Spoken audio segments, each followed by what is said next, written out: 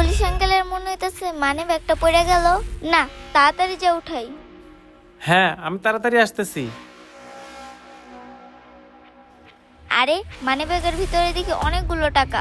যাই হোক, টাকাটা পেয়ে ভালোই হলো। বোনের জন্য ভালো মন্দ খাবারও কিনতে পারবো আর আমার হাতে চিকিৎসাও করতে পারবো।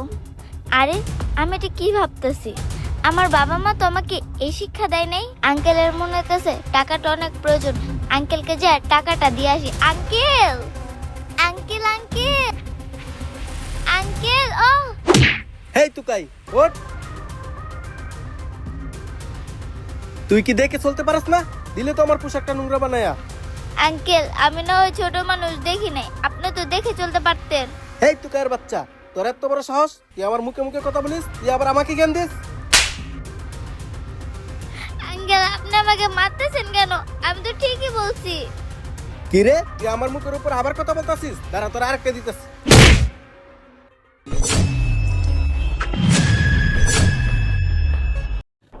এই বেটা, তোর সাহস তো কম না, তুই ছোট বাচ্চার গায়ে হাত উঠাইছস। আরে স্যার, ওরে মারবো না তো কি করবো? আপনি জানেন ও আমার সাথে কি করছে? ধাক্কা মারে আমার নতুন জামাটা নষ্ট করে লাইছে। এই বেটা, এই গরিব মেয়ের সাথে ধাক্কা লাগছে দেখে তোর জামা নষ্ট হয়ে গেছে। তুই জানোস ও যদি তোর নামে মামলা করে তাহলে তোকে জেলের ভাত খাইতে হবে।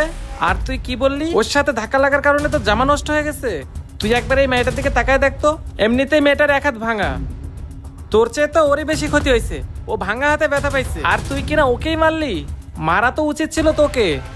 সরি স্যার, আমার ভুল হয়ে গেছে। আর মামুনি, তুমি আমাকে মাফ করে দিও, আমি বুঝতে পারি নাই। আচ্ছা ঠিক আছে আঙ্কেল। স্যার, আপনি ওনাকে ছেড়ে দিন। আমাদের মতো গরিবদের এরকম মার খাওয়ার অভ্যাস আছে। ঠিক আছে মামুনি। এই বেটা, শুধুমাত্র এই পিচ্চি মেয়েটার কথায় আজকে আমি তোকে ছেড়ে দিলাম, নাইলে তোকে আমি জেলের ভাত খাওয়াইতাম। যা বেটা, ভাগ। তোকে যদি আর এরকম অন্যায় করতে দেখি তাহলে কিন্তু পরের বার আর সাথ দিব না, জেলের ভাত খাওয়াই ছাড়বো। কথাটা যেন তোর মনে থাকে। এই মামুনি, তুমি আমাকে পিছন থেকে ডাকতেছিলে কেন? আঙ্কেল, আপনি ওইখানে মোবাইল বের করার সময় মানি ব্যাগটা পড়ে গেছিল। আমি আপনাকে মানি ব্যাগটা দেওয়ার জন্য দৌড়াচ্ছিলাম। আরে, এটা তো আমার মানি ব্যাগ। আরে মামুনি, এই মানি ব্যাগে তো অনেকগুলো টাকা ছিল, আর এই টাকাগুলো থাকা সত্ত্বেও তুমি আমাকে মানি ব্যাগটা ফেরত দিলা। আঙ্কেল, আমার বাবা মা এরকম শিক্ষা দেয়নি যে আমি অন্যের টাকা মেরে খাবো। আরে বাহ, তোমার বাবা মা তো তোমাকে অনেক ভালো শিক্ষা দিচ্ছে। ঠিক আছে মামুনি, তুমি এই টাকাটা রাখো। না না আঙ্কেল, আমার এই টাকা লাগবে না। আপনি এখানে থাকেন, আমাকে যে আবার চিপস বিক্রি করা লাগবে, না হলে আমার ছোট বোনের জন্য খাবার নিতে পারবো না। আরে মামুনি, তুমি এই ভাঙ্গা হাত নিয়ে চিপস বিক্রি করতেছো? কি করব আঙ্কেল, আমার তো বাবা মা বেঁচে নেই। যদি চিপস বিক্রি করতে না পারি তাহলে ওকে আমি খাবার খাওয়াতে পারবো না। আরে, আমি যদি মেয়েটাকে এভাবে সাহায্য করি তাহলে তো মেয়েটা আমার সাহায্য নেবে না। যেভাবে হোক মেয়েটাকে আমার সাহায্য করতেই হবে। আচ্ছা মামুনি, তুমি কোথায় চিপস বিক্রি করো? আমাকে নিয়ে চলো তো। ঠিক আছে আঙ্কেল, চলেন। এই যে আঙ্কেল, এখানে।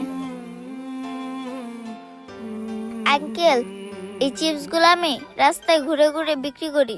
আচ্ছা ঠিক আছে মামুনি, আজকে আর তোমার এই চিপস গুলো বিক্রি করতে হবে না, তোমার সবগুলো চিপস আমি নিয়ে নিব। আপনি এই চিপস গুলো নেবেন তাহলে তো ভালোই হয়, আমি আমার ছোট বোনের জন্য খাবার কিনতে পারবো। আচ্ছা ঠিক আছে, তোমার সবগুলো চিপস আমাকে দিয়ে দাও। এই নাও তোমার চিপসের টাকা। আচ্ছা ঠিক আছে আঙ্কেল, আপনাকে অনেক ধন্যবাদ।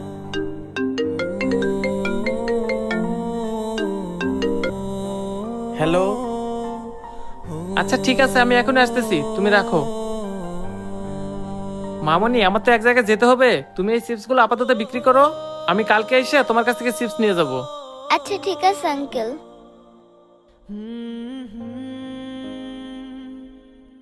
আরে, এখানে এতগুলো টাকা। আঙ্কেল,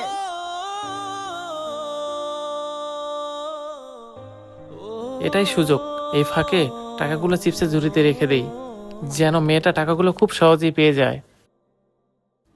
আচ্ছা, আমি এখন আসি।